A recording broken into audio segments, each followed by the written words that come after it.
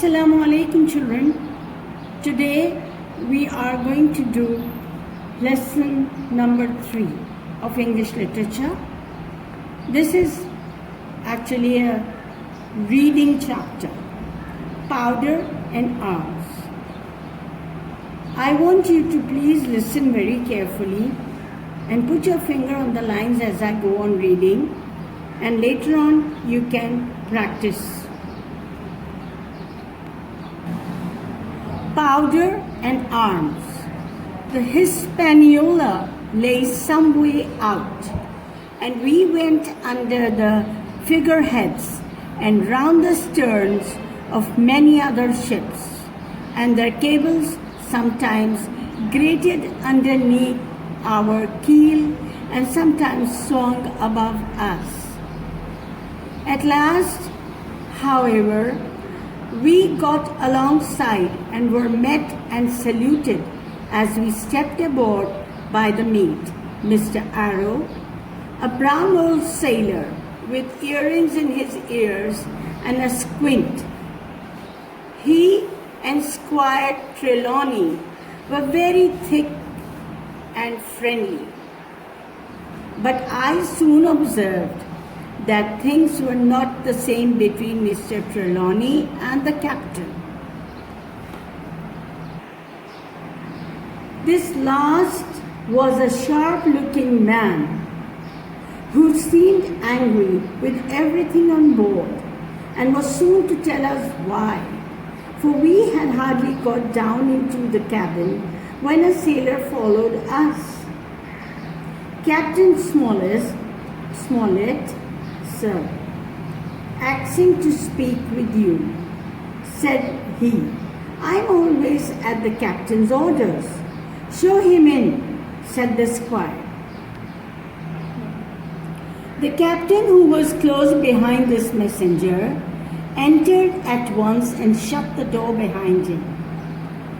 "Well, Captain Smollett, what have you to say?" "All well, I hope.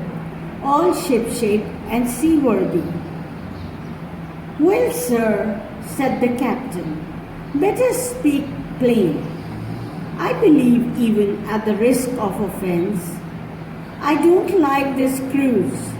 I don't like the men, and I don't like my officer. That's short and sweet." "Perhaps, sir, you don't like the ship?" inquired the squire, very angry, as I could see. "I can't speak as to that, sir, not having seen her try," said the captain. "She seems a clever craft. More I can't say." "Possibly, sir, you may not like your employer either." "Yes," says the squire. By here, Dr. Livesey cut in. "Stay a bit," said he. "Stay a bit. No use of such questions as that, but to produce ill feeling. The captain has said too much, or he has said too little, and I am bound to say that I require an explanation of his words. You don't, you say, like this cruise? Now why?" "I was engaged, sir, on what we call sealed orders, to sail this ship for that gentleman where he should bid me," said the captain. "So far so good. But now I find that every man before the mast knows more than I do. I don't call that fair, now do you?" "No," said Dr. Livesey, "I don't." "Next," said the captain, "I learn we are going after treasure. Hear it from my own hands, mind you. Now, treasure is ticklish work. I don't like treasure voyages on my account. On any account, and I don't like them. Above all, when they are secret and when, begging your pardon, Mr. Trelawney, the secret has been told to the parrot. Silver's parrot, said the squire. It's a way of speaking, said the captain. Blabbed. I mean, it's my belief neither of you gentlemen know what you are about. But I'll tell you my way of it. Life or death, and a close run. That is all clear, and I dare say true enough, replied Dr. Livesey.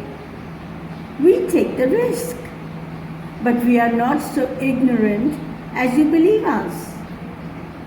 Next, you say you don't like the crew. Are they not good seamen? I don't like them, sir, returned Captain Smollett. And I think I should have had the choosing of my own hands, if you go to that. Perhaps you should, replied the doctor. My friend should perhaps have taken you along with him, but the slight, if there be one, was unintentional, and you don't like Mr. Arrow. I don't, sir. I believe he's a good seaman, but he's too free with the crew to be a good officer. Well now, and the short and long of it, Captain, asked the doctor. Tell us what you want. Well, gentlemen, are you determined to go on this cruise? Like iron, answered the squire. Very good, said the captain. Then, as you have heard me very patiently, saying things that I could not prove, hear me a few words more. They are putting the powder and the arms in the forehold. Now, you have a good place under the cabin. Why not put them there? First point. Then you are bringing 4 of your own people with you, and they tell me some of them are to be berthed forward. Why not give them the berths here beside the cabin? Second point. Any more? Asked Mr. Trelawney. One more, said the captain. There's been too much blabbing already. Far too much, agreed the doctor. I'll tell you what I have heard myself, continued Captain Smollett. That you have a map of an island, that there is crosses on the map to show where treasure is, and that the island lies. And then he names the latitude and longitude exactly. The hands know it, sir, returned the captain. The hands know it, sir, returned the captain. Livesey, that must have been you on Hawkins, cried the squire. It doesn't much matter who it was, replied the doctor, and I could see that neither he nor the captain paid much regard to Mr. Trelawney's protestations. Neither did I, to be sure. He was so loose a talker. Yet in this case, I believe he was really right, and that nobody had told the situation of the island. Well, gentlemen, continued the captain, I don't know who has the map, but I make it a point. It shall be kept secret even from me and Mr. Arrow. Otherwise, I would ask you to let me resign. I see, said the doctor. You wish us to keep this matter dark and to make a garrison of the stern part of the ship, manned with my friend's own people, and provided with all the arms and powder on board.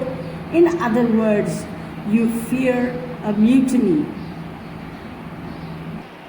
Sir, said Captain Smollett, with no intention to take offense, I deny your right to put words into my mouth. No captain, sir, would be justified in going to sea at all if he had ground enough to say that. As for Mr. Arrow, I believe him thoroughly honest. Some of the men are the same. All may be for what I know, but I am responsible for the ship's safety and the life of every man. I am responsible for the ship's safety and the life of every man jacked aboard of her. I see things going, as I think, not quite right, and I ask you to take certain precautions or let me resign my berth, and that's all. Captain Smollett, began the doctor with a smile. Did ever you hear the fable of the mountain and the mouse? You'll excuse me, I dare say, but you remind me of that fable. When you came in here, I'll stake my wig. You meant more than this. Doctor, said the captain, you are smart. When I came in here, I meant to get discharged. I had no thought that Mr. Trelawney would hear a word. No more I would, cried the squire. Had Livesey not been here, I should have seen you to the deuce. As it is, I've heard you. I will do as you desire, but I think the worse of you. That's as you please, sir, said the captain. You'll find I do my duty. And with that, he took his leave. Trelawney, said the doctor, contrary to all my notions, I believe you have managed to get 2 honest men on board with you, that man and John Silver. Silver, if you like, cried the squire. But as for that intolerable humbug, I declare I think his conduct unmanly, unsailorly, and downright un-English. Well, says the doctor, we shall see.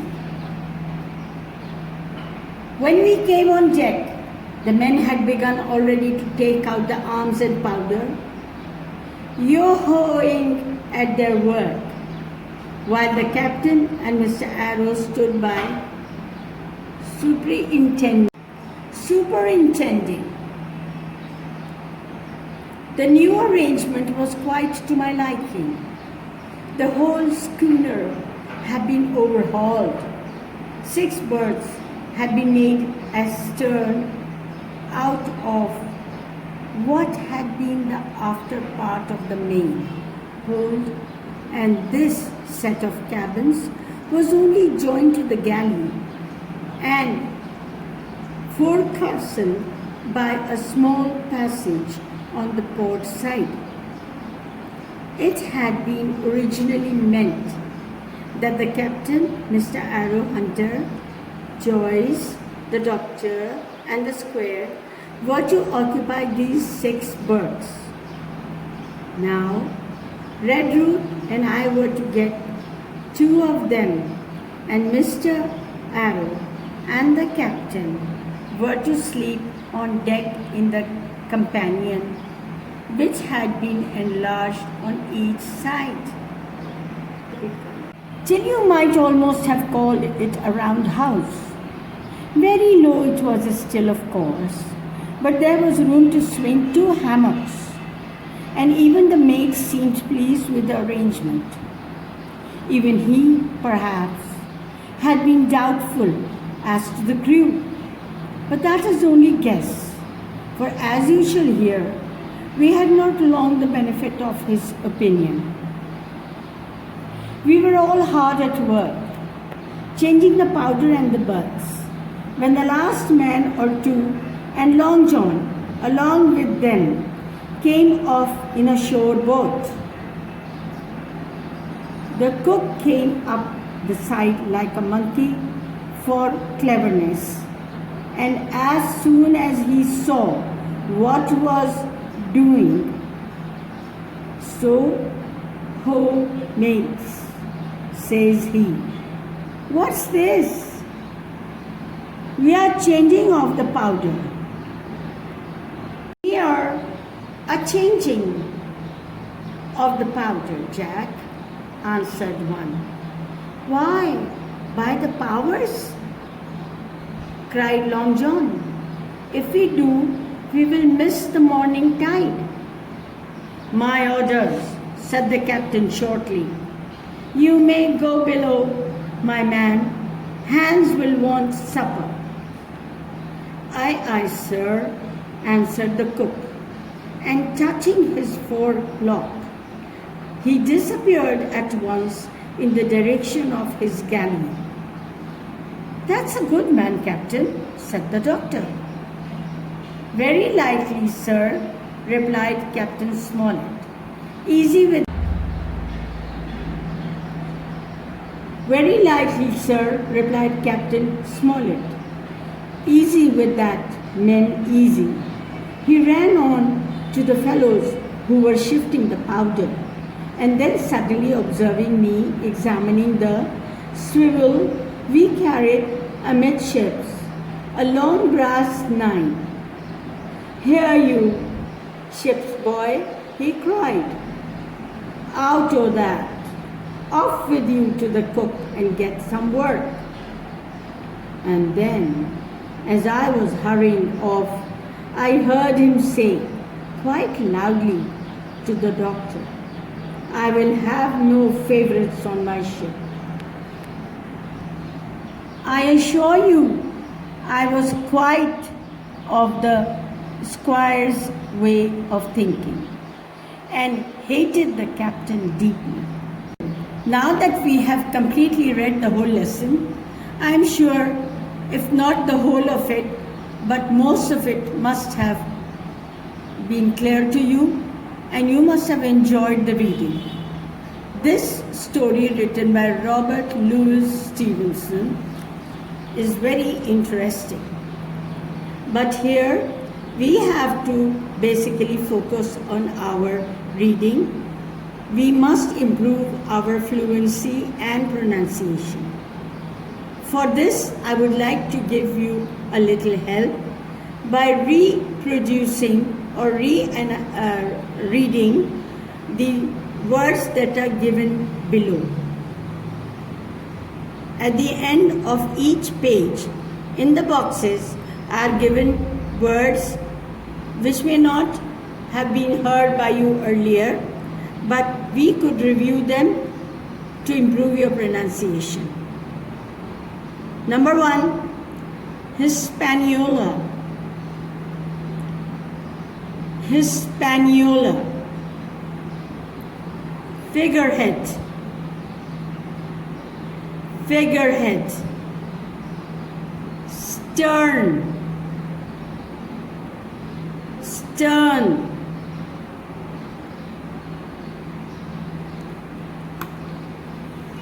Keel. Keel. Thick. Thick.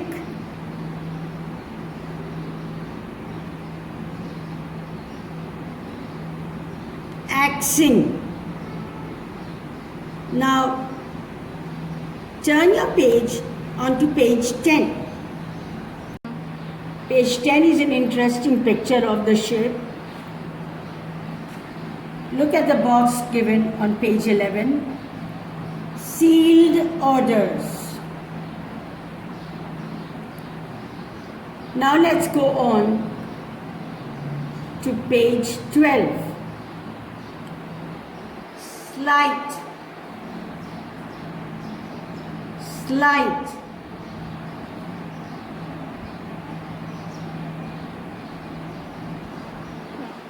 Turning to page 14, garrison, garrison.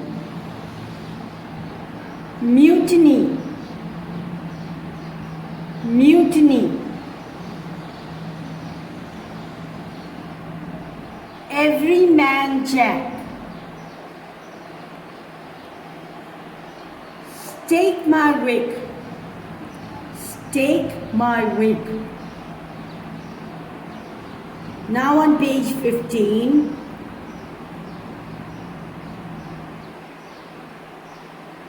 seen you to the deuce. Forecastle, forecastle. Last of all, on page 17, amidships, amidships. Long brass nine, long brass nine. Okay children, we have completed the lesson Powder in Arms. Now I want you to read and reread the lesson as many times as you can to improve your fluency, your pauses that you make, that is proper punctuation, and practice to improve your reading.